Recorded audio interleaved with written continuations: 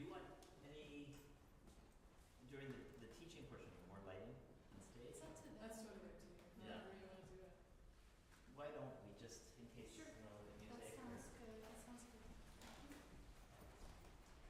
I tried to make this just black, but it's the way the mirror is working. It's sort of weird. So I'm not like Gosh. Well, we'll just have to figure it put the all lights out. down. Figure-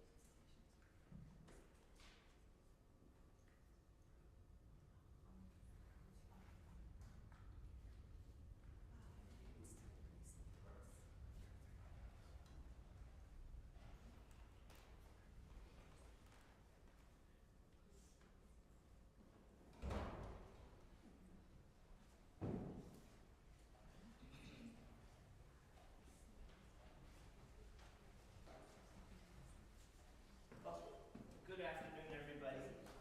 I'm so delighted that between both the piano program and the composition program here, we are hosting this wonderful duo, Khasma duo. And they'll be starting off their mini residency today with a master class working with 2 students. And then they have a presentation for the latter part of our class. The class will end a little earlier today than our usual time. It won't go quite up until 4 o'clock, maybe 3:30 around that time. And then we'll give them a little time to breathe, and then their recital is at 5 p.m. in the same space. So that's why we're keeping the pianos already set up for in this configuration. But they've made time for us. They're very busy touring around the area, as well as internationally and across the country. And it looks to be such a fascinating program, so interesting, and they're going to talk more in detail about that later on. Let's give them a warm welcome.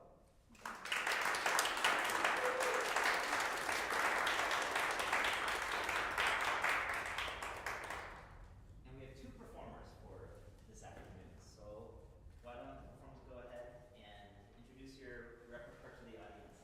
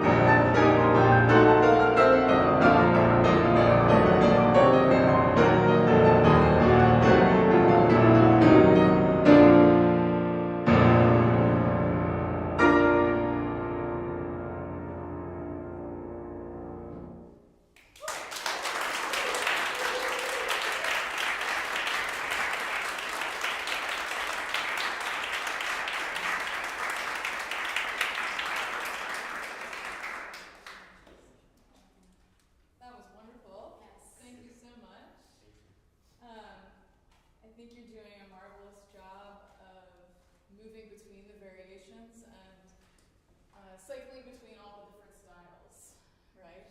We have to switch really abruptly between each one, right, and present this different style every time. So you had mentioned that you played this piece 4 or 5 years ago? Yeah. And now you're coming back to it. How would you say it's different now than it was when you played it back then? When I was learning it the first time, I feel like, first of all, now I really get comfortable with the piece, and I feel like I know this piece, and I know how the music going in. Yeah. And it's the same time, it's kind of hard to give me refresher every time I play it. Yeah, that's how I Okay. feel now. Okay. Yeah, it's always interesting coming back to a piece that you've played before. I mean, you were 4 or 5 years younger, you're older and wiser now, you have so many more years of playing in your belt, right? So that's what makes that very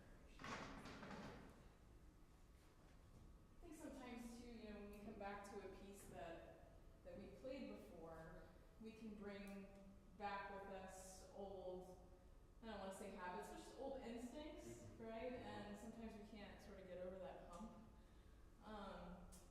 So I'd kind of like to just play the opening. Okay. And could you just play us the main theme for us? And just play it very simply in time without any rubato at all. Okay. So we're in 4/8 at the very beginning when we have the opening before the variations start. We just state this theme very, very simply. Let's try that. Just very simple.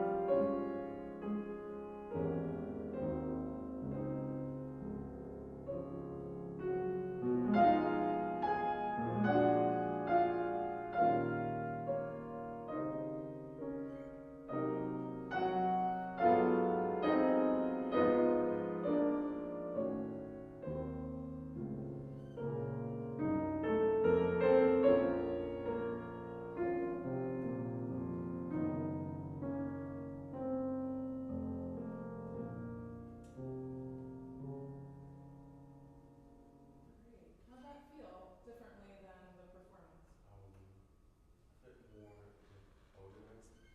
Organized. Did everybody else feel more organized? Did we hear more of a meter? Yeah. I think during the performance, it was almost hard to tell where the downbeat was, right?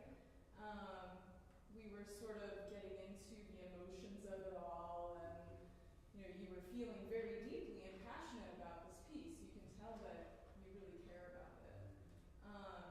But sometimes we like get in our own way, right? And we just really kind of need to just state the theme simply. We just need to hear it, right? And then the variations, we can hear it all the way through there. But now we sort of stated it nice and simply. What's the loudest dynamic in the theme?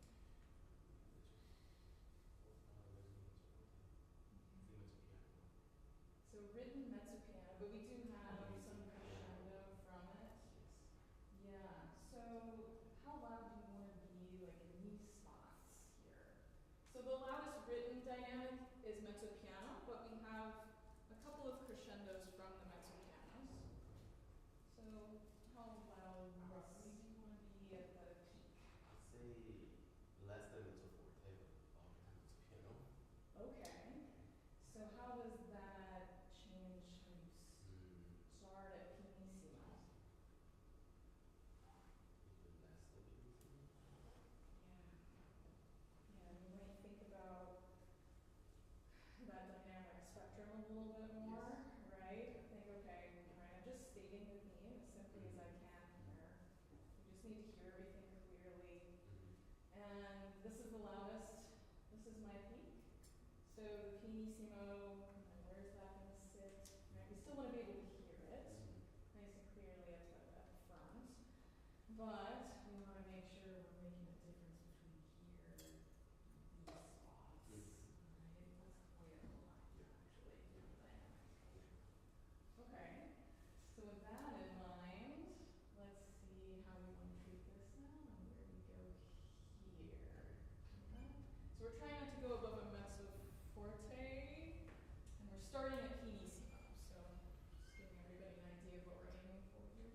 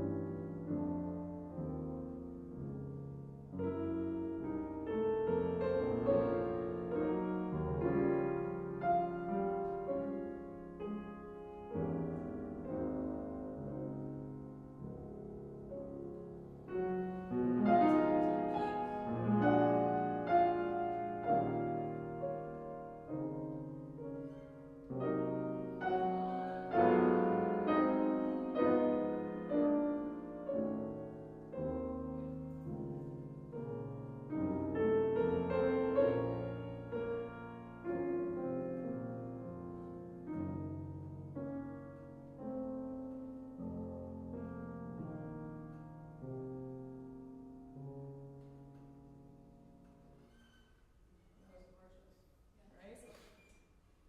How'd that feel? Very organized again, and I feel like I have a goal, but I know the direction where I'm moving. Yeah, you know where you're going at all times, right?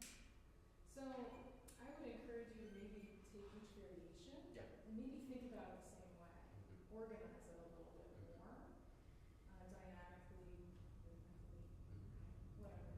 Think about it. Just maybe set some parameters. Yeah. Maybe here I was noticing in your performance, we got really loud here. Yes. Right? And then I was noticing the next variation, we have much louder dynamics in the Right. next one. Right.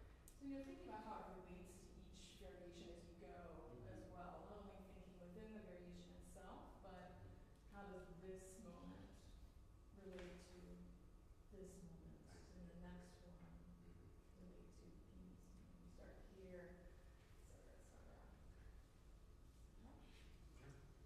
Okay, Katie might want to do a little Yeah. Alexander with you. Yeah. So I don't know if some of you are familiar with the Alexander technique. I'm also an Alexander technique teacher. So I was going to work with you, ask you, are there spots in here that feel tight to you? How can I help you most? Where are those spots for you? This spot would be good. Yeah. I could actually stretch my back. Okay. And what do you notice in your body in that spot? Whole body. Again, my body get like tension, and I feel like squeezing my muscles, something like that. Okay. So I asked him if he was okay with me using my hands, and so are you okay with that? Yeah. Great. So what I'm going to invite you to do is notice the bench beneath you, and I want you to sense that the ground has your whole back. So you don't have to hold anything up here. You can let all of that go through your back to the bench, because the bench is supported by the ground. So I want you to just let that go. Yeah. Good. So almost like feel like you have like 50-50 percent of water in each sit bone, and you can shift back and forth. Good. Now I'd like you to sense that in your feet. So sense that your feet are also connected to the ground, and you have 6 points of contact with the ground through your feet, through the bench. Okay? And I'm just going to come down the neck, and I want you to feel that weight shift into your feet. Let it shift. Yes. How does that feel in your body? What are you noticing? Relaxed. Yes. Okay. How does your breath feel? So let's come in your ribs. Let your breath. Yes. So let's play this again. And I'm going to ask you to let your breath guide you a little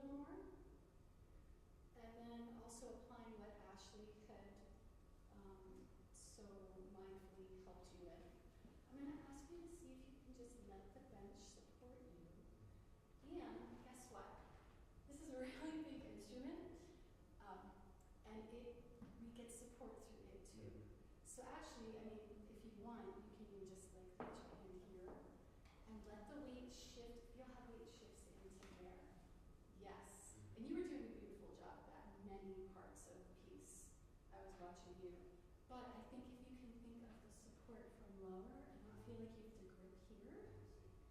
The other thing I'm going to invite you to think about is how long your arms are. So our arms begin right here. Yes, and you want those to float on top of your breath. So if you're squeezing, you're not going to feel that energy coming out of your back as much. So can we just play this first theme, or I'm sorry, the first, whole theme. And I'm going to invite you to just let it be messy in your body. Like, if you make a mistake right now, I don't care. I just want you to feel this freedom in your body and let it be what it is, okay? And then I'm going to ask you to look out at everybody for a second. So go ahead and look out at everybody. And sense your ground and include them in your playing. So think about what you're communicating. And they're all supporting you as well. So you have a lot of support. Okay, so see if you can play with that and just enjoy it. Yeah, pause there. Yeah. Sense the ground again. Good. Yeah, see how quickly we can go into that space? So I'm going to invite you to continue to think out into the space around you and the support below you. Good, appreciate that. Let that be part of it. Yes, let that be part of your playing. Okay, clear.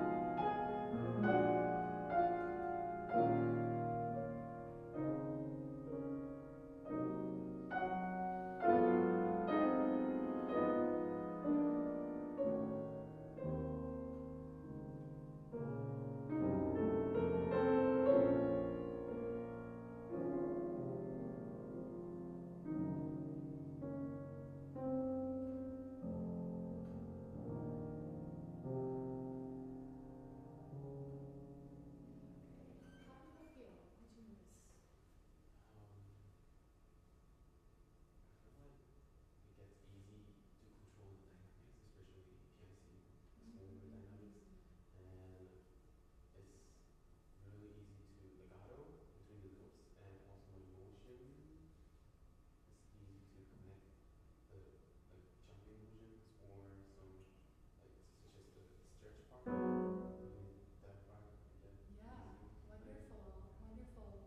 What did any of you notice? Did you notice any difference in his playing from the first time?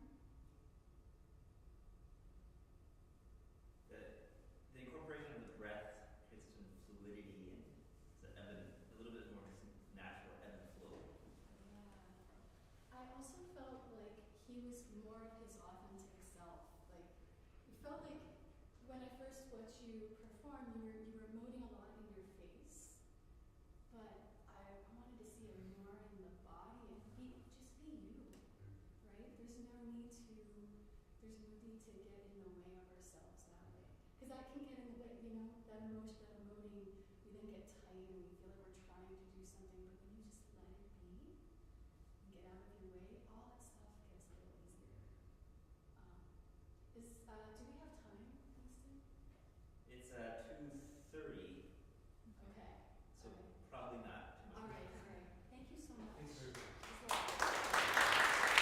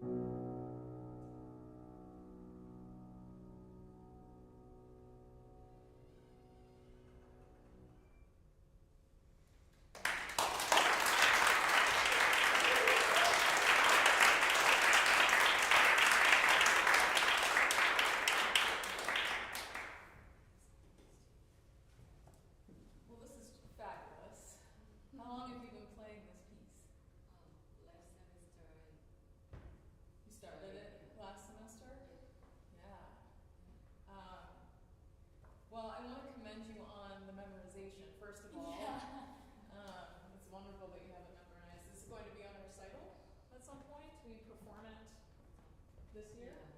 in the spring semester? Great. Okay. So what do you feel is working really well for you in this piece? What do you feel really good about? And what do you feel isn't working very well? If you could try and put it into words.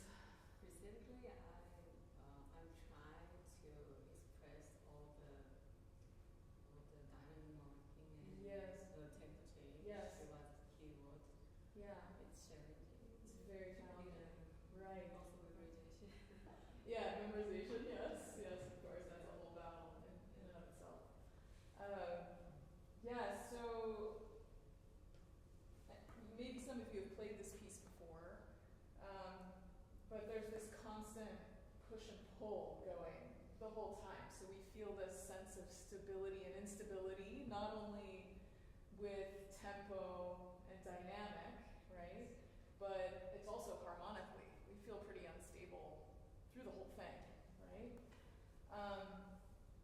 So let's work a little bit on this idea of stability and instability, sort of this push and pull of having to constantly be taken out of your tempo that you initially started from and sort of pushing away from it and coming back into it.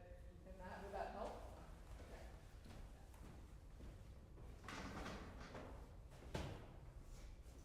So let's see. In the first 8 measures or so, we go through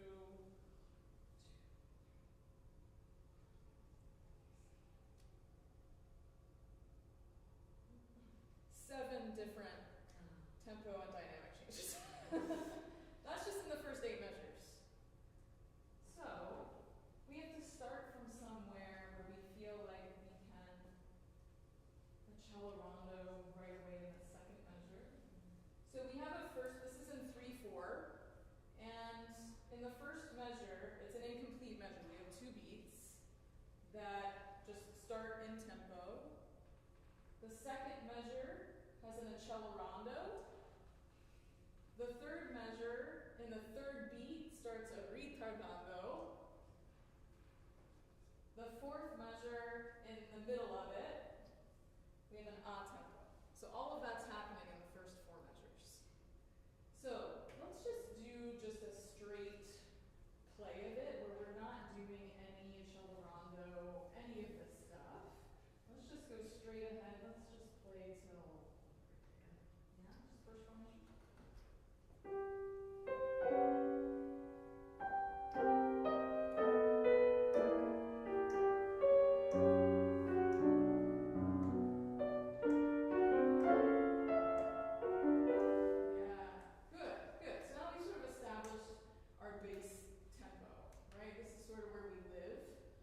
In these first 4 measures, but of course we're going to come out of that a couple of times. So can we do just this opening measure that's in time, skip this, jump to this, and then play this because it's also in time. So what we're doing is we're going to take the very first measure and the last measure that she played. These are both in time. We're not manipulating anything. We're just going to jump from one to the next.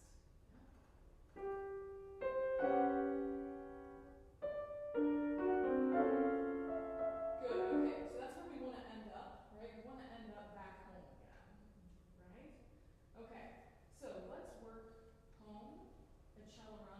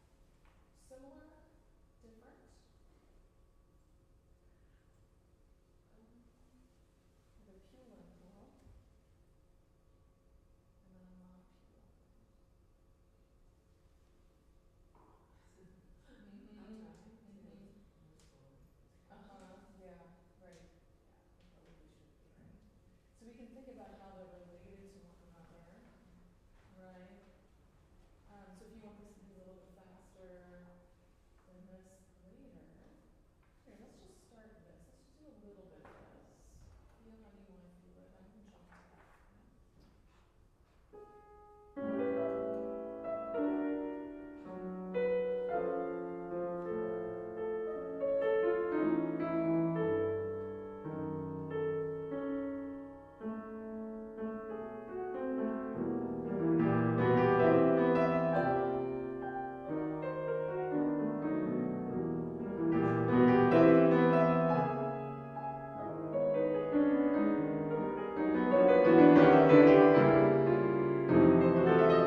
Okay, now we've set that. Let's jump to this. And let's try to think about it in comparison to where you started before.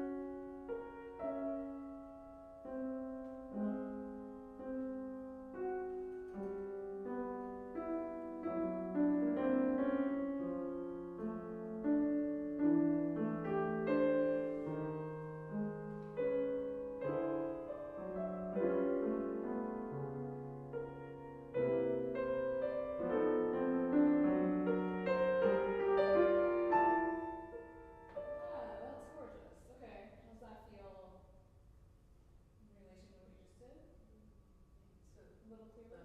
the slower tempo is okay. Yeah, yeah, it's okay, yeah. And you know, you can use these triplets to sort of give you some direction, right? Whether it be with a diminuendo or a crescendo, but you can think about yeah, da da dee, yeah, da da dee, right? It's always sort of pushing you. It's always that third beat pushing you into the downbeat of the next bar. So it's always really hard to keep direction when you're playing in a slower tempo, right? To keep that long line going.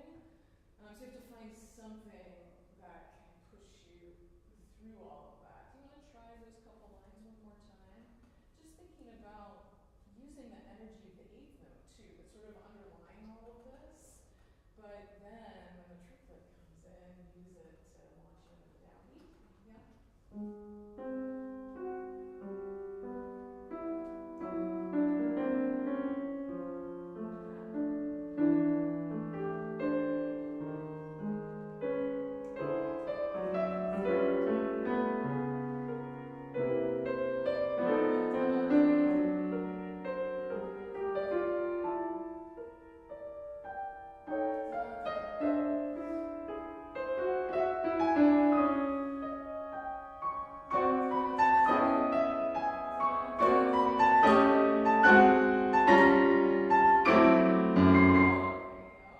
Cool, right?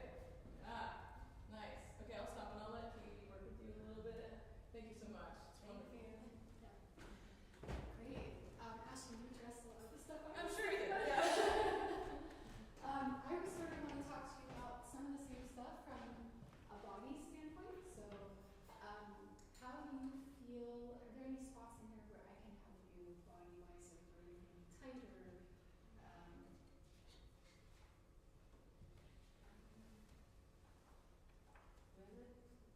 I play like front Yes, yes, I noticed that too. Yeah. Okay. What do you notice in your body when that happens? When you play that part? I'm trying to release my anytime I hold, I'm trying to release, get rid of the tension. Yes. Uh-huh. Yeah. Sometimes There's a grip in here. yeah. Okay, okay. So, and you took Alexander technique class, right? So, did they talk about the arm structure? And yes, great. Okay. So I'm going to sort of talk to you about also where you're getting support from lower to get power. So similar to what I was talking to Kim one about before, was that you get support from lower, the ground. So I'm going to use my hands if that's okay. Okay, great. So go ahead and sense go ahead, take your foot off the pedal for now. Yeah, great. Okay. So sense that the ground, the bench is supported by the ground. Okay. And that's traveling all the way up through your back. Yes, and you have this lovely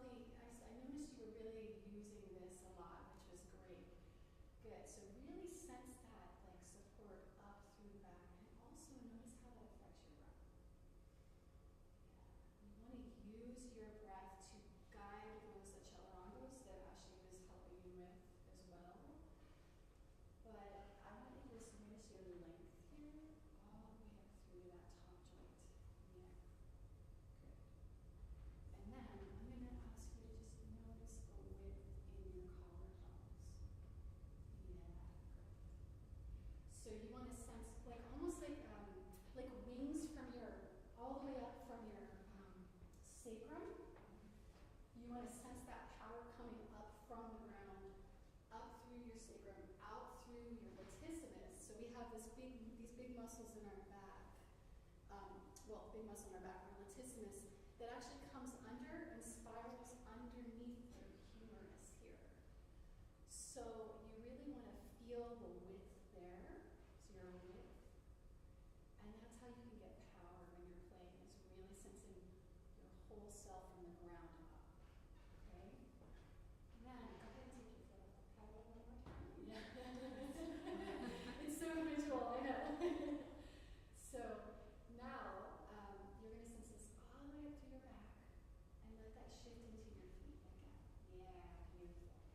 You feel how to, like almost like water. Yeah. And let your breath be part of that. Good.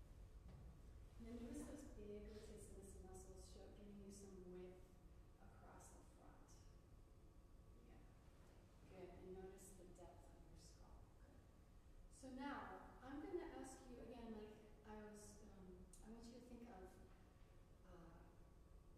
being messy here a little bit. Don't feel like you have to get everything right. But I want you to feel, how are you feeling now in yourself? You feel floaty? Great. So you want to be feeling that floating feeling, especially in your arm structure. Yeah, we want that to float on top of the ribs, okay? Yeah, good. These guys will kind of take that way. Yes, we get off your ribs. Yes, good. Good, this way. Good. All right, let's play from this place. And before you start, where do you want to start from? Yeah, good. Okay, before you start, I'd like you to just, again, sense your tempo. Feel that in your body. And let your breath guide your arms up to the camera as you play. So, yeah, and let a breath out first. So that the breath begins on the exhale. Yeah. So let a breath out, and then allow your breath, as you breathe in, you're going to go and start to play. Okay? You want to think of it as all one motion through your body. And just let your breath be whatever it is. So listen to it, and then go in your own time. Okay? And notice that support from lower. Just play with it.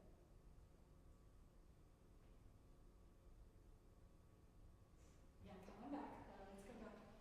Yeah. So don't try to avoid setting, right? What I want you to think about is, right, go right into it. Let the breath guide you. Let your breath guide you. Yeah. Yeah. So notice, just be in your body here. Yeah, and listen to your own breath. And then let that guide you flowing. Yeah. So whenever you're ready, go.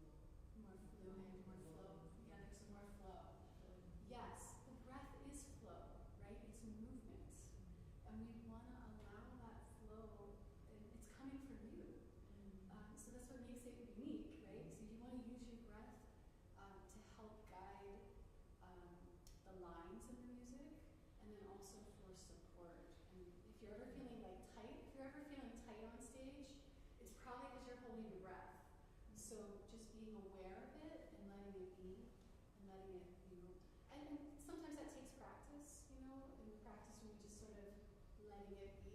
We get in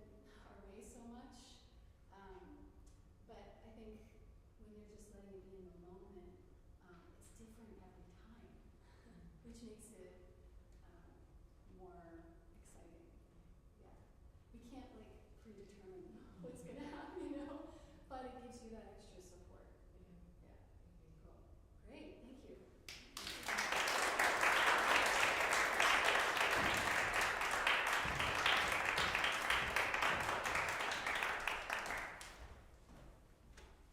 So we might end up going until 4. Yeah. Thank you both. That was lovely.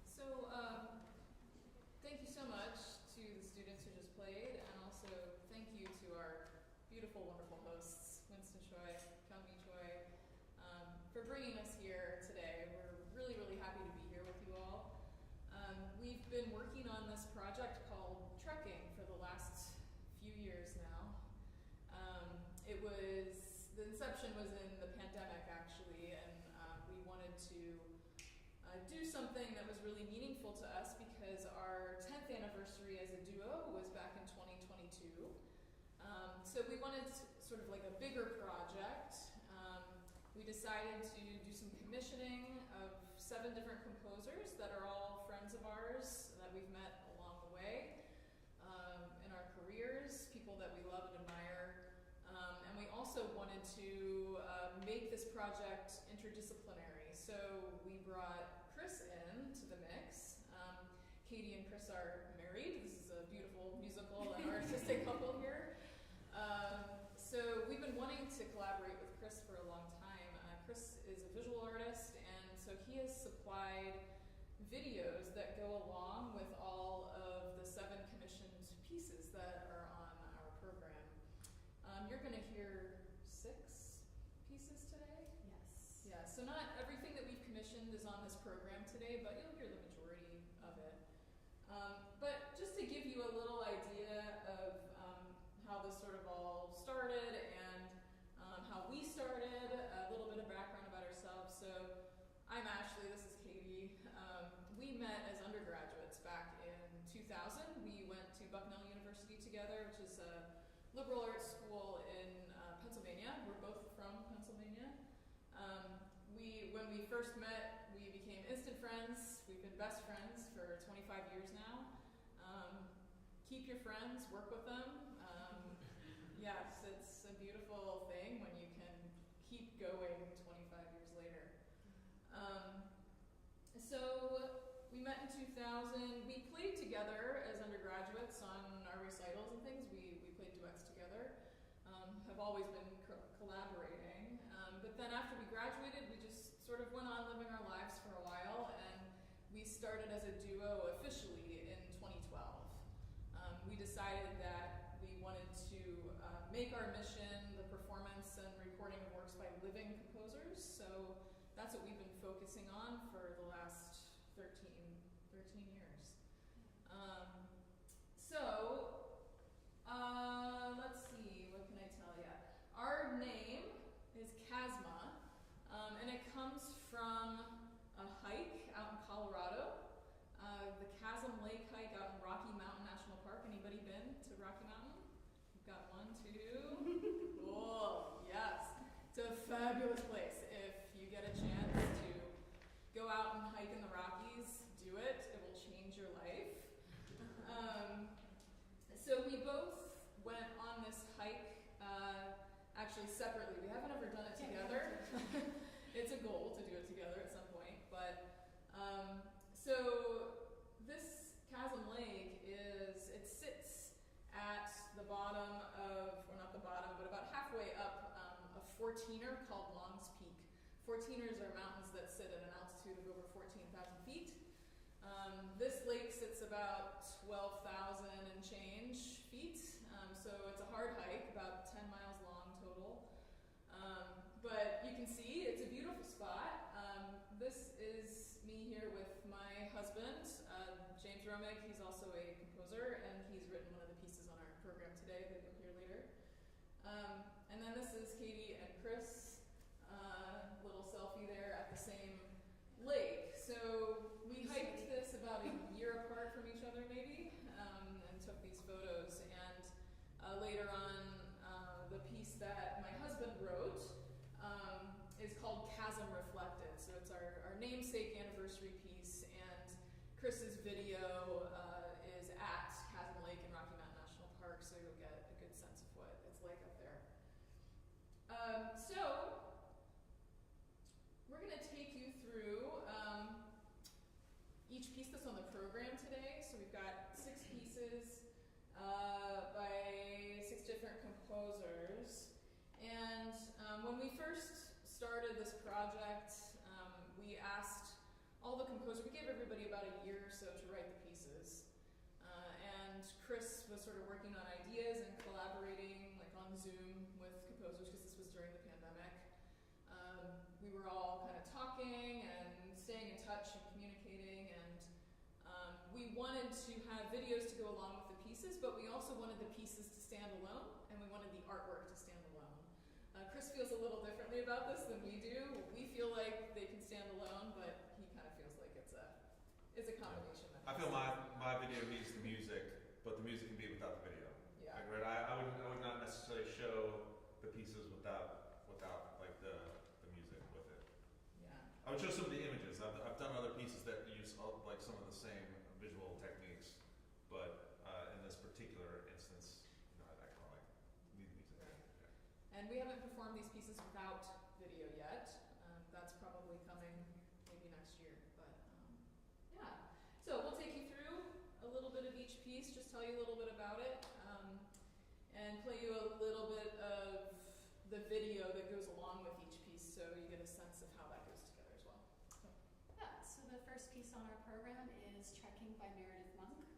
We always wanted to play a piece by Meredith Monk. She is an interdisciplinary artist herself. She sings and dances and has included video in her work as well. So we were inspired by her, and we always wanted to play a piece by her. And when we found this piece titled Trekking, it seemed perfect for our project and our love of hiking. The whole piece is basically 9 rehearsal letters, and it represents an epic journey in the mountains. I mean, each rehearsal letter, you're supposed to sort of switch to a different character, or you're switching around a mountain bend. Like, that was her idea for the piece. So, Ash, if you want to go to the score. If you look at the score, I'm piano 1, Ashley's piano 2.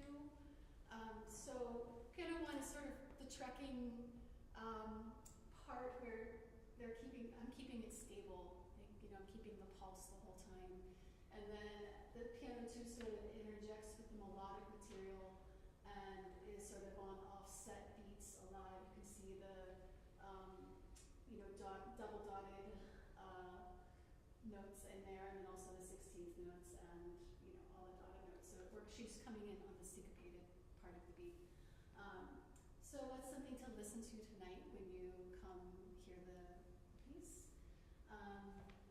Yeah, and Chris, if you want to talk a little about the photo.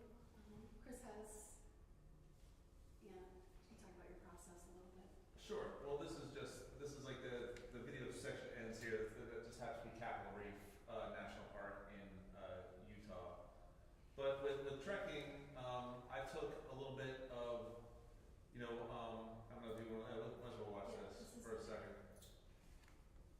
Is there supposed to be sound? No? Okay, right. So I just had like basically what I did was, so we drove all the way to Utah, from Pittsburgh to Utah, and this is just a clip, and basically I had started filming out of car windows, out of like the passenger car window whenever I wasn't driving. So this is just different shots that we had gotten on our trip on our way out to Utah. And as you watch it, it's kind of, you know, in order, right? So we kind of start in like West Virginia, and then we're in Indiana, and then we're in like Nebraska, and then we're in Colorado, and then we're in Utah. But I kind of wanted to use this sort of like reflected, you know, half the video is like reflected back on it to almost get a sense of, you know, like you think you're maybe driving past water or something, but there's, you know, no water. Sometimes there's water. And one thing that I just want to mention, and this is the same for all these videos, is I wanted to shoot these in a way that would be like accessible. So, for example, I'm not like a video artist. I mean, I've become a video artist because I did this, but you know, I'm a painter by training, right? And so all of the video, everything that we're showing in the program tonight is either shot on like a GoPro Max that I bought for like vacation, right? Just a very simple, like inexpensive camera, and an iPhone 11. So like there's no crazy camera things. Nothing is computer generated through it at all. It's just kind of all just shots that I was able to like do and capture with my phone. There's some editing tricks obviously with reflection. But yeah. And I also have a 3D version of this because if you're watching and you think about the fact that like everything's kind of like moving past, if I can isolate the two eyes and offset it by a few frames, it kind of creates the illusion of three-dimensionality because it gives you kind of like that parallax offset. So you need like goggles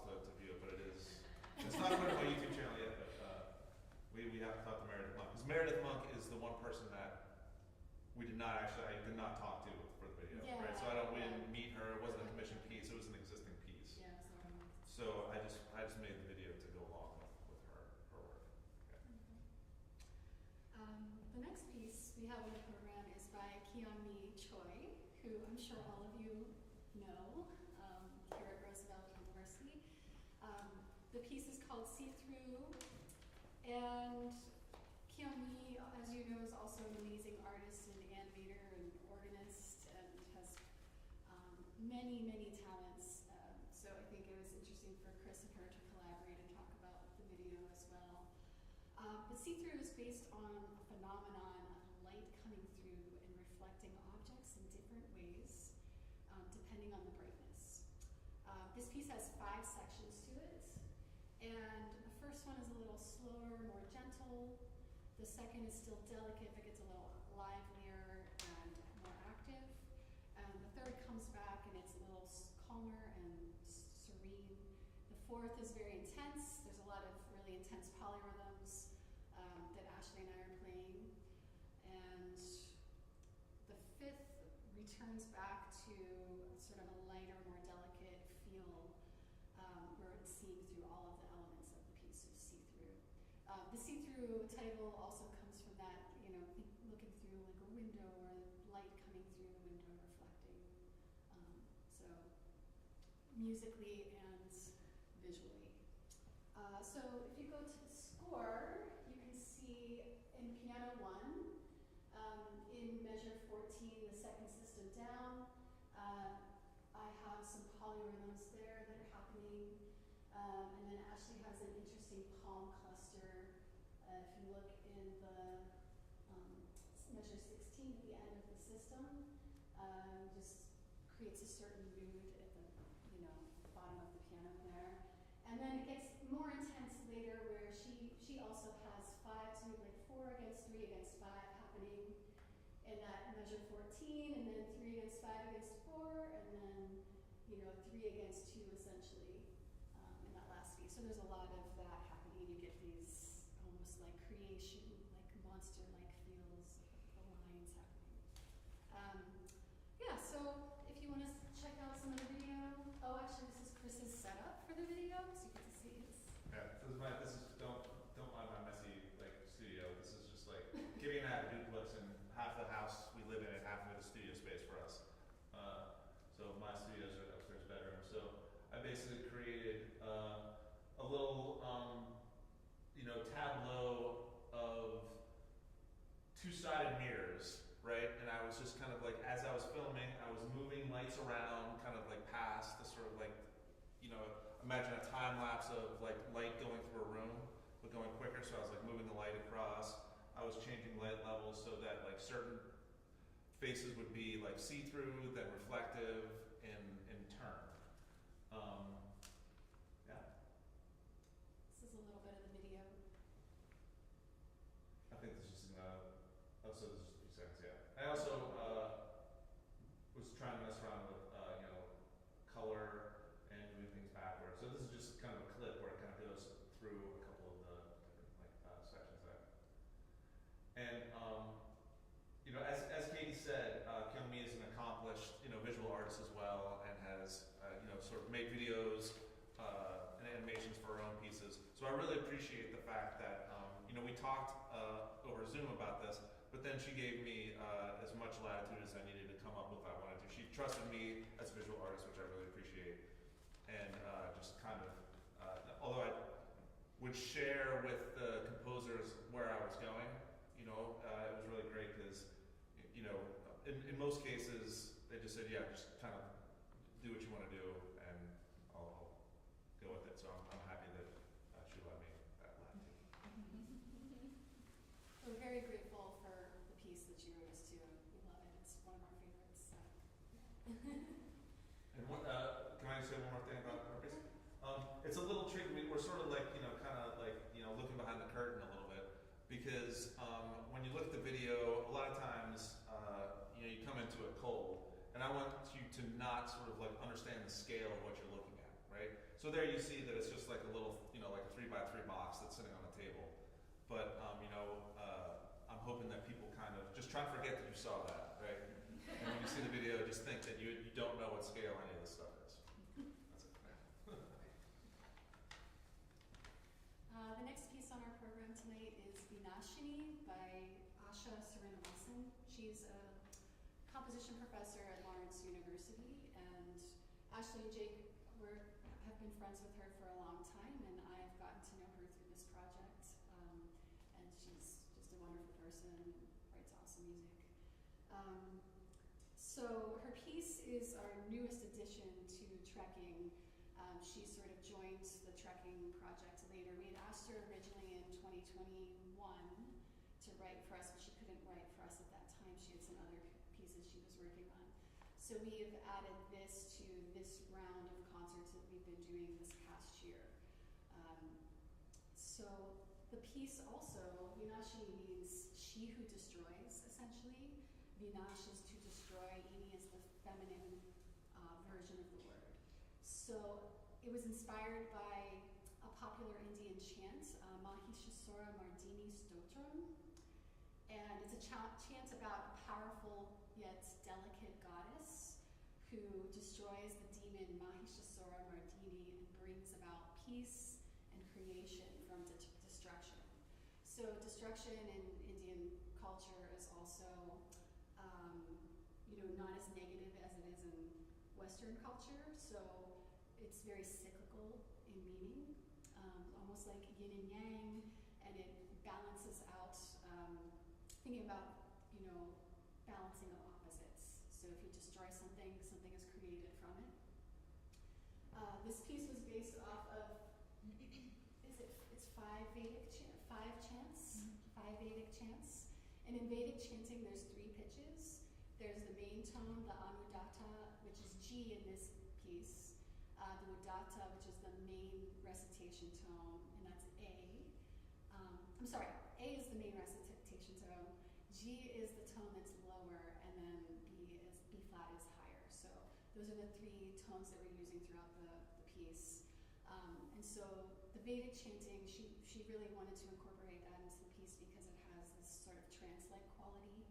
And she also wanted to play with like the delicate nature of the piano and the more powerful part of the piano, representing the peace that comes from the destruction that we're talking about earlier. So this also just shows a unique extended technique that Ashley does in the piece. If you look in measure 23, the second system, actually 21 and 22 has this. The whole page. Yeah, whole page.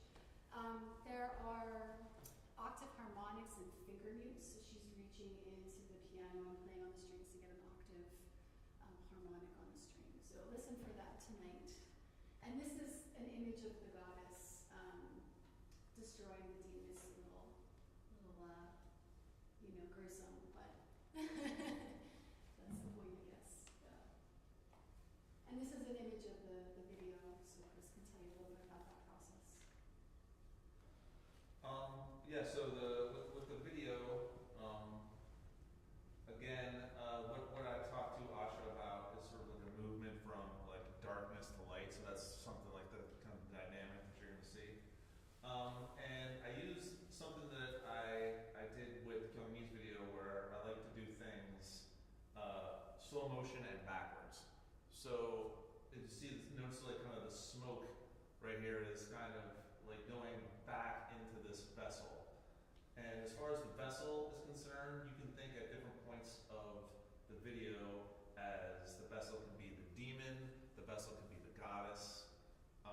So it's just a form that sort of like is kind of there throughout the whole video. And again, it's one of those things that it's nice we don't have the slide, but the scale of what you're looking at, I want you to sort of not be sure of what the scale of the vessel is. I'll just keep it at that. Okay.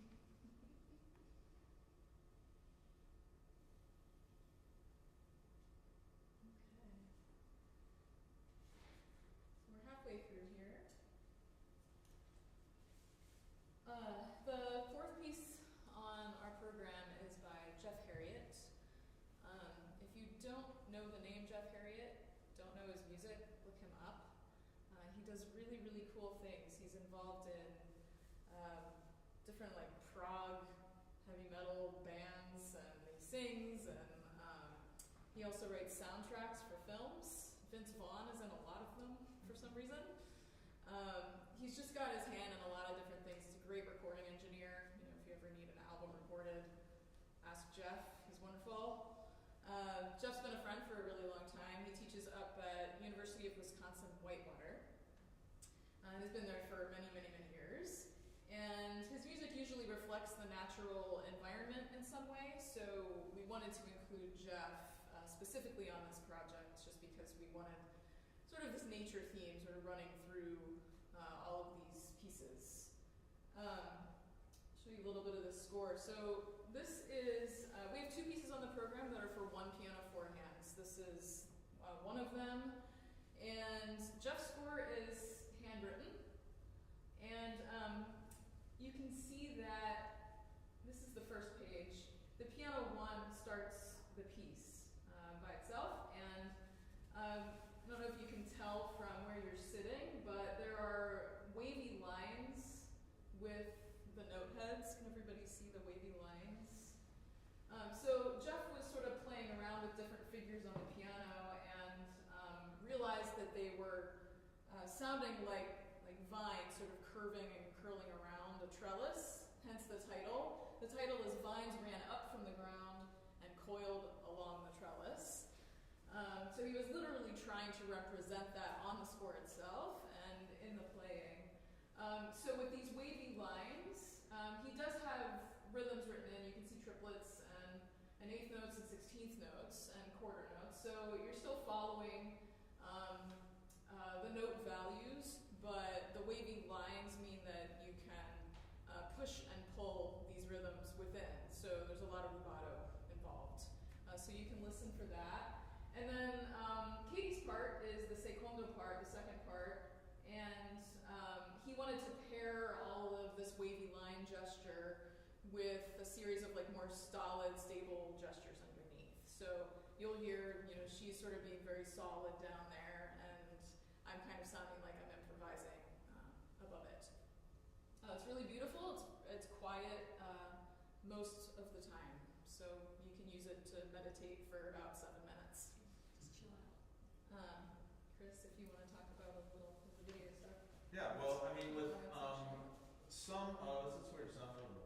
Oh, there it is. So with some of the composers, say for example, like the title of Kiyomi's piece is See-Through, right? So there's a lot, I mean, I have a lot of, you know, latitude for what I show visually if the piece is see-through, right? But if it's vines ran along the ground and pulled on the trellis, I need to define vine, right? So I spent all of, like, you know, the summer of, I guess it was 2022, right? Searching for vines in Pittsburgh that I could use. So I've got all this footage of vines. And it took me none was coiling or anything like that. I finally found a vine along a fence on the street, you know, not too far from my house. And I had these interesting little clip-on things for my phone. It's like a macro lens. So what I did was I just sort of like at different times of the year, I found it in maybe, you know, June or something. And through December, I kept kind of like going back to this vine and shooting it and shooting it and shooting it. So the idea is that you're sort of like watching this same vine over the course of a season. And it's again, I like to sort of mess with scale. So you can kind of tell what you're looking at there, but you know, you understand it's just like a very close-up shot. And it's interesting, if you watch, as the video goes, there's like very interesting insect that shows up about halfway through. I don't think it's in the video here, but so keep your eye peeled for the cute little bug. It looks like a giant bug because it's very close. Right. The next piece on the program is another one piano, four hands piece by Hongda Chin. It's called Hanging On by Thread. Hongda is from Malaysia, but of Chinese descent. So he's this wonderful Chinese flutist. He goes off and plays in New York, like at the Met all the time. So you can find performances by him online. I first met Hongda at Bowling Green University, where he was doing his DMA, and he now teaches at Western Illinois University, which is where I live in Macomb, Illinois, with my husband. So he and my husband are colleagues at the same institution now. So it's just wonderful to have him there. So Hanna's piece is inspired by gamelan and textural interlocking, and the whole piece is based on this pelag-heptatonic scale here. I can actually play it for you.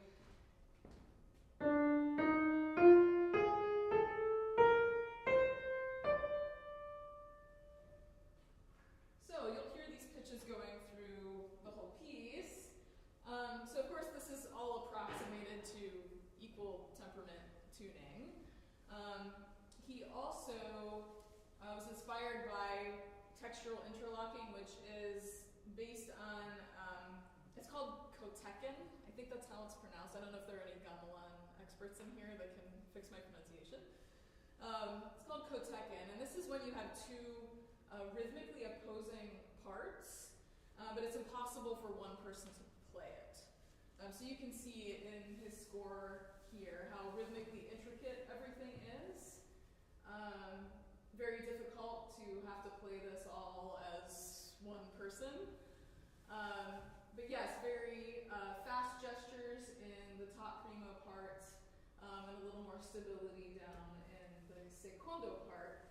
And these kinds of sections in his piece are interspersed with sparser sections. So it sort of alternates and goes back and forth, so it creates this sort of unsettling atmosphere, hence the title, Hanging On by a Thread. And we're kind of hanging on by a thread, it's very difficult to play. We'll let Chris talk about the video. Yeah, sure. So the video, just quickly, is I made this little setup. This is like a hillside near the University of Pittsburgh in Pittsburgh, and I set up this thing so I could do a real close up of water dripping down a thread with the sunset in the background. So that's what like the video that you're watching is. I use this kind of like hexagonal like geometry, which is kind of a holdover from another project that I did. I was just kind of like working in that mode, and it was tricky for me because this piece is very dynamic in the fact that it's like, you know, sometimes the tempo is slow and sometimes it goes very fast, and I'm just shooting this like water dripping, which is a very kind of like regular kind of drip, drip, drip, drip. And so what I did was I have it the dripping. It's an original drip, and then I have another video on top of it, which it's the same drip but at a different tempo. So as the video moves on, like they're always kind of like, you know, kind of competing against each other, and so it doesn't ever really match up to what's happening musically. But I always think that your mind, if you see something rhythmic and you hear something rhythmic, your mind wants to sort of like put the rhythms together and like line it up in places. So I think that effect happens throughout watching this video. But it's all really coincidental that it happens to match up in those places. And it moves sort of from a darker to a lighter, again, kind of light as it goes through. Great, so this brings us to the final piece on the program. This is the one I mentioned earlier. This is by my husband, James Romig. This is our namesake piece. So this is Chasm Lake in Rocky Mountain National Park. It's called Chasm Reflected. So we've both known Jake for, over 20 years now? Yeah. We've been married, this is our 20th year of marriage, which is crazy. But yeah, so Jake has written for us before. He wrote us a piece called Time Seems to Pass, and it can actually be done, if any of you are piano duo, if you're inspired by playing piano duos, if you want to check it out, it's kind of cool the way he set it up, where you could play a 12-minute version, a 20-minute version, like a 40-minute version. Yeah, so there are all these different versions you can play of that piece.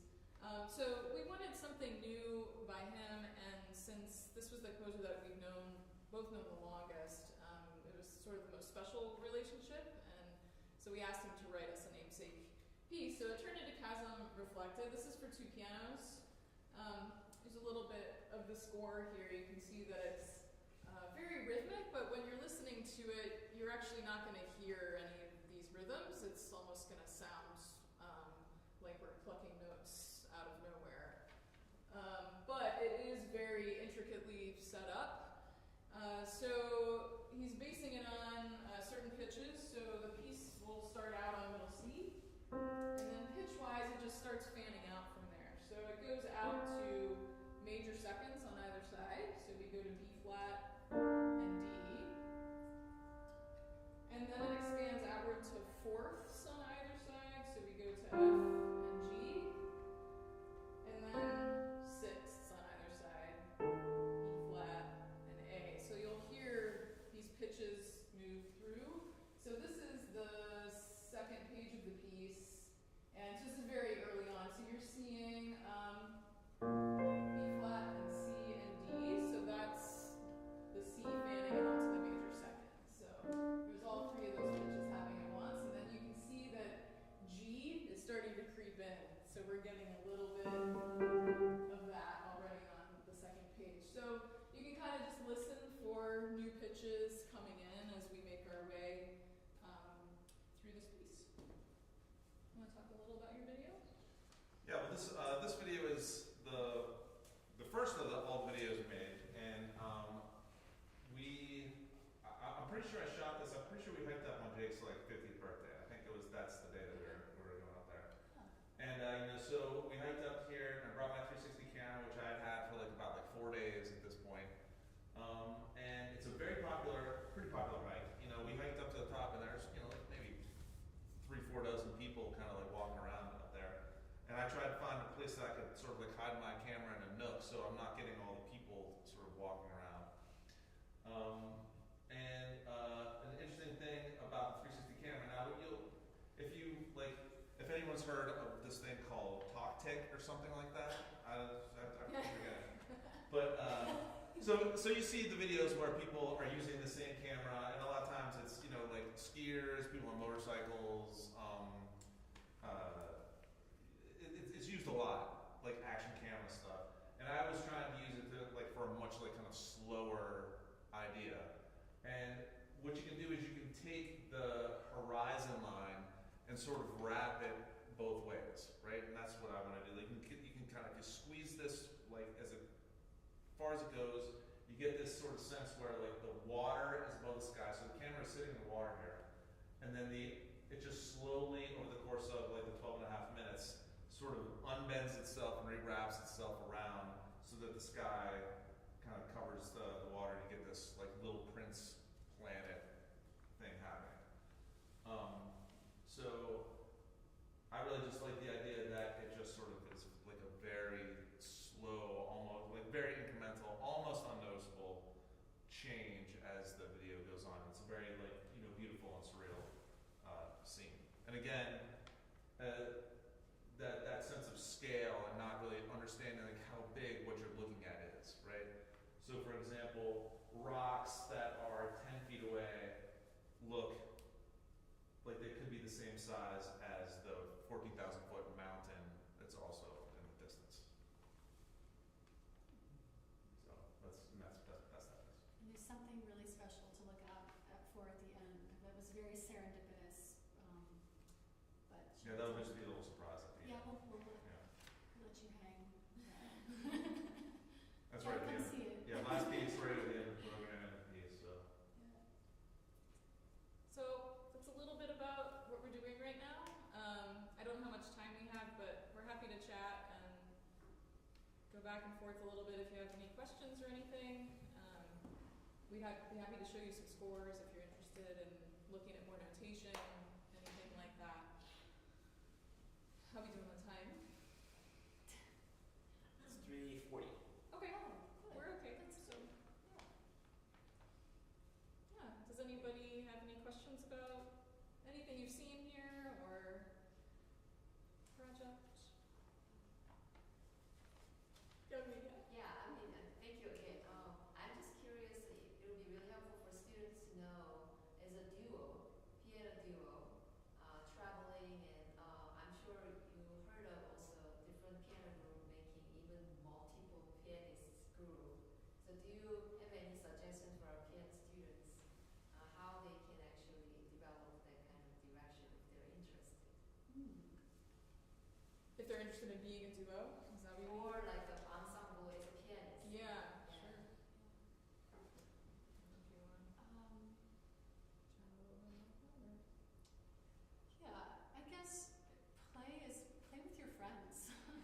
I mean, that's how we started. We just really enjoyed working together. Find people that you really enjoy working with, because you're going to be together a lot, and some people that you know you can be honest with and have a good relationship with, and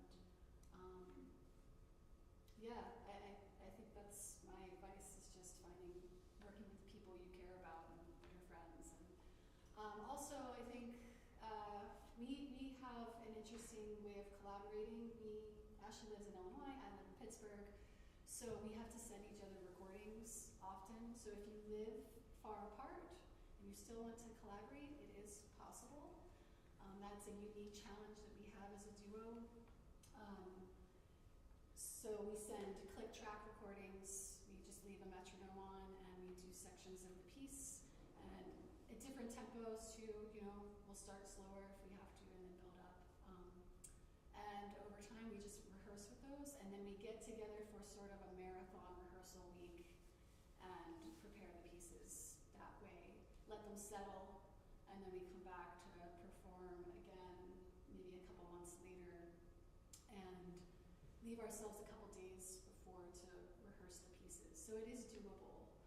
It can be a little stressful, but we're used to that stress, so we're used to throwing things together quickly.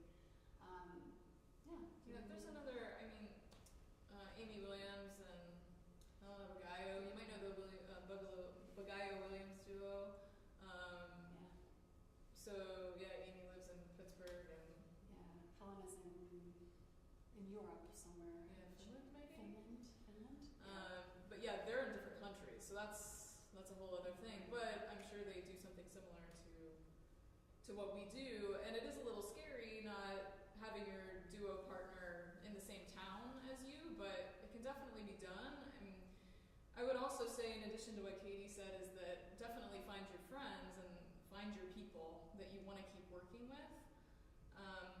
But also, it has to be somebody that shares your interests too. We've played music from all different genres and time periods, of course. We studied music just like everybody in here is studying music, and we both gravitated toward the more contemporary side of things, and that really matters. We don't have arguments over what we should be playing and the style of music we should be playing. We're both really open in terms of the kinds of pieces that we choose from the contemporary world, but we're just really focused on promoting living composers. So if you can find somebody with similar interests, who you really like spending time with, who you trust and who you can be honest with, and there's just a level of respect there, go for it. I can tell you that it's worth it. And you can find restaurants when you're out on tour that you both want to eat at. Yeah. Food is always the most important. Any other questions about that? That's a great question, Yummy. Yeah. I get a question about just in terms of the setup with two pianists, two pianos, I should say. And how often do you find yourselves exactly in this position, facing each other, one lid off, another piano? Do you sometimes sit side by side? I know there's certainly pros and cons to Yes. either. Oh, yes. Yeah. Not every space has two pianos also, right? So when we're looking for places to play, it's always difficult to find instruments that match well. And that's maybe 90% of the time they don't match well. We recently played a gig back in November at Penn State, and they just happened to have two Hamburg Steinways that matched. That's the first time that's ever happened to us. So it's very rare to have two pianos in the same space that work well together. But generally they work well enough, and you can get used to anything that's in the space. But yes, we generally like to play in this setup where the second piano lid is completely off, and the first piano lid is up, so that we can get the sound going out toward you. Otherwise, if we can't take the second piano lid off, we generally can't set up this way, because if this lid was up, we'd be tented. The lids would be tented like this, and the sound would just be sort of caught in the middle. So we've had experiences like that where we've had to play side by side, and both lids are up. And that's a little bit of an adjustment, but when we practice together, we've had a lot of practice where we've had to play side by side. There was no other option. So we just make sure we prepare both ways. We just did this a couple days ago. We were all in Macomb where I live. We were practicing at WIU, and we practiced side by side, and we practiced crook to crook, just to make sure we're prepared for any kind of situation. I don't know if there's anything else you can think of. Yeah, I can. Well, as far as practicing across from one another, we like to have each other in our sight line. We feel like we can connect more that way. When you're side by side, there's a lot of having to do this and look over your shoulder, so you can't always be also looking at the music. It's quicker for me to catch Ashley in my peripheral vision that way and see everything in front of me than on the side. For that same reason, if we're playing at one piano and we're doing four-hand stuff, that is how we can be, I don't know, I feel like ensemble-wise we can be together really well, because we can actually feel each other's, you can hear each other's breath, you can feel the movement. It's easier to be more connected when you're on one piano. But I mean, I think the best way ensemble-wise for us is to be across from one another. It's just easier for us. But some other people might feel differently. So you can experiment with that and see what works best for you, what you like best. We also kind of set up a little differently than most two piano duos set up. A true crook to crook is if the end of this piano were sitting in the crook of that first piano, so this keyboard would be back here a little bit. But that means that you're farther away from one another, and communication is a little bit tougher. You also can't hear each other as well if you're on the edges of the instrument. So we prefer to be like this, where the sound is a little bit closer, and we can also be physically a little bit closer. So, yeah. There was another question behind Winston there. I have a question. Yeah. In one of your slides, I just saw, I think it was about the heptatonic scale going, but I saw the sharp sign has an arrows. I don't know if it has meaning, but I just wanted to, It was just the first two. out of curiosity. This would be gamelan related, because we're playing an equal temperament, and gamelan is not. So these pitches would normally be like a little bit altered. I'm assuming that's what it is. Yeah, I'm assuming Yeah, so too. I think he's just trying to be a little more exact with the notation, with the scale. Yeah. Is anybody gamelan? Does anybody do any gamelan in here? Yeah, I don't have any experience with it either, so I don't know enough about it to tell you exactly what it means, but I'm assuming that's what it is. We could ask Honda. Yeah. Oh, that's the other wonderful thing about working with living composers. You can just email them and ask them, and Zoom with them, and ask them questions Ask about a the score. It's really wonderful. We just played for Ki On Me today to see if she had some feedback for us, and it's great to meet with composers whenever you can do that to get their feedback. Yeah. Yeah, I had a question when you were talking just now about living composers, what an opportunity it is to be able to talk to them. Have you had chances or experiences that you needed something to change in your playing, that you needed to consult with a composer and change something because it wasn't that comfortable for you as pianists? Yes. Yes. Several times. Yes. Yes. And Happens for- all Are the they kind to change things according to Yes. what you guys feel like Yes. playing? Most of them want that feedback. In our experience, if they're not pianists themselves, they want that feedback. And they're very open to it. I mean, that's been our experience. That's great. Yeah, most of it is, I would say, probably tempo-related issues where there are really difficult patterns and the tempo that's written in the score isn't quite possible for the pattern. So a lot of it's tempo-related. we also had, it's not included on this program today, but we had another piece. Composer Amy Kaplan, she's at Ball State University. Check out her stuff. She writes really cool stuff. But a lot of her piece dealt with being inside the instrument, and she was coming up with notation for a specific kind of thing that she wanted to do. So it was all brand new notation to us and to her. So we actually had a rehearsal with her like a few months before our concert started, so that we could go over this notation together and come up with a notation that worked for everybody. So we actually were part of coming up with this like new notation for her piece.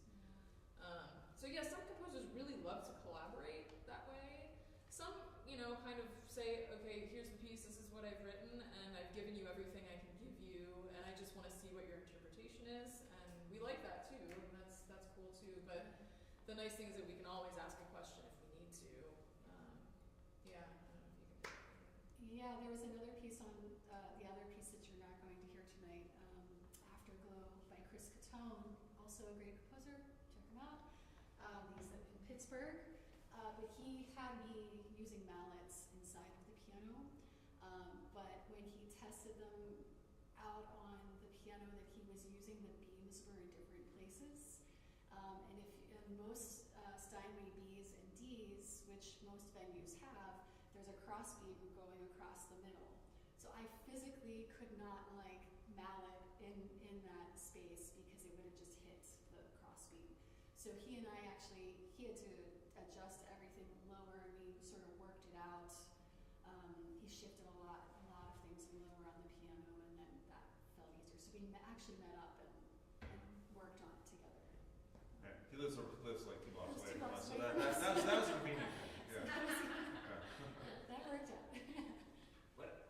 What about redistributing things? Like, why don't you take that high note of my chord, or take this note? Do you do that kind of thing? We actually, I don't think we've come across that specifically, but we do play through each part before we assign parts. Generally, my hand span is a little bit wider than Katie's, so if there's anything that's beyond a ninth, say, that usually goes to me. But I don't think we've ever redistributed a note or a part. I think we've kept it in the parts. But there was another person that I did play with who we weren't a professional duo or anything, but we were playing a piece, and there was a measure that was really giving me issues, technical issues, and it was just really uncomfortable in my hand. And so, she tried it, and she was okay with it. She just had a different shape of hand, and it worked in her hand a lot better. So for one measure, we flipped, and then we came back. Yeah. So I have had that experience. Who's Casey? Oh, Casey. Yeah. So, but yeah, that's kind of interesting to figure those things out. I'm sure if we had to do it, we would. We Yeah. just haven't yet experienced it yet. Looking at the scores ahead of time is a really, to think about also who Our strengths. Our strengths and our weaknesses, who's gonna play which part the best. We also tend to make that equal to who's piano 1, who's piano 2. We try to make sure that's evenly distributed too. Can I say one more thing about my process? Yes. Interesting thing, I don't read music, right? I'm not a musician, I don't read music. So when they get a score back, right, I can't look at it and imagine anything that's happening, right? And so it was an interesting process for me. Some of the composers were able to provide me with a synthesized version of their piece, right? And they would sort of give a caveat that there's not the human touch to it, but I at least have something I could listen to. But some of the pieces they did, especially with the extended techniques inside the piano and stuff, I had to wait until Ashley and Katie learned the music, got together, were able to record something with each other before I could even have any sense of what the piece would sound like to go along with the videos that I made. was especially, Amy Kaplan was one in particular. And again, that's not on the program tonight, but that was a challenging thing for me. There was also, with that same piece, I forgot to mention, but there was a movement where the whole time Katie is on the keyboard and I'm manipulating inside the piano what she's playing. So we couldn't practice the piece without one another. At least I couldn't practice the piece without her. Katie could practice her part on the keyboard, but she couldn't hear what I was going to be doing inside to manipulate the notes. There was a lot of dampening and plucking and that sort of thing. So my lovely husband helped me out and tried to play some of Katie's part. He's not a pianist. But he tried to play some of Katie's chords for me so that I could see what it was going to look like inside. So before I met with Katie, I had kind of an idea of what it was going to be like. But I don't think we had ever had that happen before either, where we had to be physically in the same room together to actually practice our parts. So that was challenging. Right. And I needed, and one thing that I needed from them too is like as they were kind of coming up the tempo, I really needed to figure out where they were going to end up at the tempo, because I'm making these video files which like they start and they end, right? It's like if I run out of video, you just see black screen as you're watching, or blue screen, whatever will pop up. It'll be black screen. I'm making sure it's a black screen. That's something that I was kind of hammering into them. It's just like saying like, are you going to be quicker? Are you going to be slower? How's this going to work out? Because I need to, as we started getting rehearsals, and this was mostly like, like a year and a half ago, I was like then had to go in and like take a whole bunch of notes and go into my video file and just sort of like, try to stretch the style a little bit, shorten that, so that way when everything put together, it matches up. Because it is challenging, different than sort of making a video to go along with like just a set recorded, musical piece. There's no way that I can line, a visual thing up with a note. So every performance, I'm just trying to follow along with them and start when they tell me to, and some of them have different tracks where Katie actually has to cue me as to like when we get to the next piece. Again, because I don't read music and I can't follow along with the score. He does a great job. I'm like, I see. so I try to live natural, but I'm like really nervous and like trying to watch for Katie. And before I hit the space bar, that's all I have to do. I have to hit the space bar like 20 times, and that's all I have to do. But I can do it at the right time. Yeah. The last piece, actually, the chasm reflexive, we do use a click in our ear, and that's just so we don't play the piece slower. Chris already extended that piece out to like a third. It was really originally 8 minutes long, but the piece is actually 12 and a half minutes long, so he had to extend that out. So we use a click in our ear to keep it at the same 12 minutes, because if we went any longer, the video would run out. So. Well, also what happens is that the video is shot at 30 frames per second, and as you slow it down by like not quite 50%, once you get below 24 frames per second, which is kind of like the movie, people start to notice it, right? You start to notice that there's like a choppiness to the video. You can go down. I've experimented getting it down to like maybe 21, 22, and it doesn't look bad. So I can't take that video file and just like stretch it out, infinitely long, because it starts looking weird. Yeah. So that's Hope everyone comes back for the. Yeah, hope to see you in an hour or so.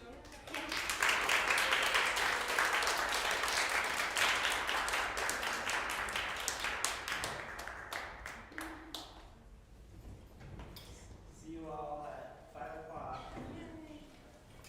Thanks so much. That was really can't wait to hear. Oh, good.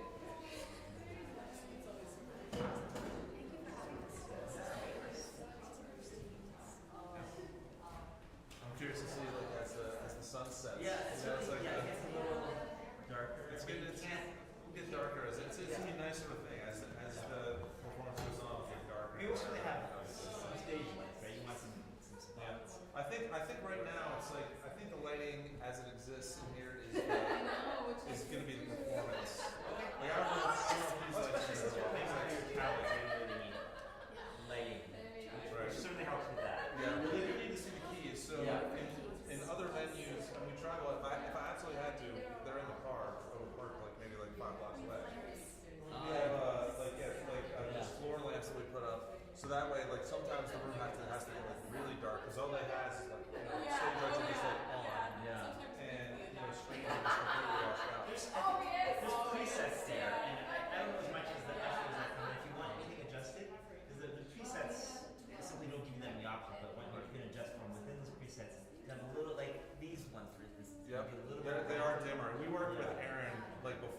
talked to him when I came and visited, you know, like, was it like 2 or 3 weeks ago? Yeah.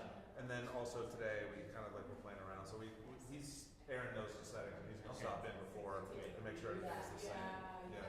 The other thing too is, you know, as it gets darker, we're not gonna know how much light. Yeah. We're gonna Yeah. it's gonna make it. We don't know how dark it gets. Sure. After cautious use. Yeah. What are you working on right now? What pieces are you working on? So I've been doing this project where I was mentioning to you, like, I'm playing all these forehand repertoire. Oh, cool. Where basically I'm He's pre-recording. good. He wanted to see Music. So, do you know Carl Schimel? Yes. Yeah. I'll see your face. Yes. He just really made this thing premiere. I know. It's basically forehand keys, and I have to kind of figure out what I'm going to take and what my recording is. He's got an electric. So then I kind of go through and say, okay, this would be the lead track. Whoever, it's like when we send each other stuff, this is the lead track. Because the way he wrote it, it's like sometimes 6 bars of silence, and then I have to end, then this clap picks up. So that's not going to work. Right. So but I've got to, but what, it's interesting, he's kind of leaving it up to me. Whatever I want to split up his forehands, and go that way. So that's kind of one of the projects. And I'm also going to acoustic piece that way. It's a forehand piece.